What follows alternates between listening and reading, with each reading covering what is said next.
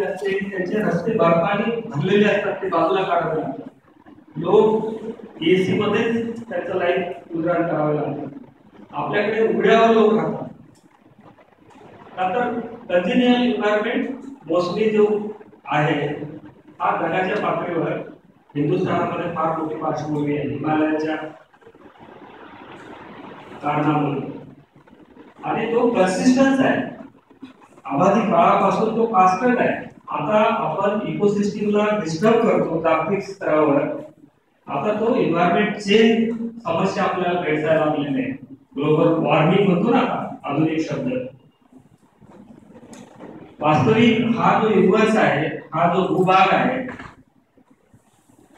खरं तर मुळात आपली ऍसेटच नाही. आपण मुसाफिर आहोत. जर जुने पिक्चर आणि जुने गाणे जर आपण बघितलं ना, आपण काही घेऊन आलेलं नाही आणि काही घेऊन जाणार नाही.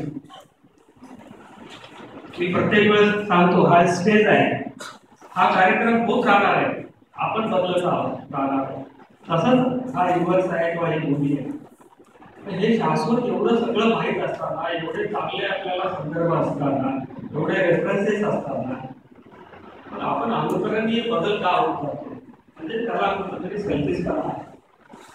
मी 5व्या माळ्यावर राहतो आणि खाली माझी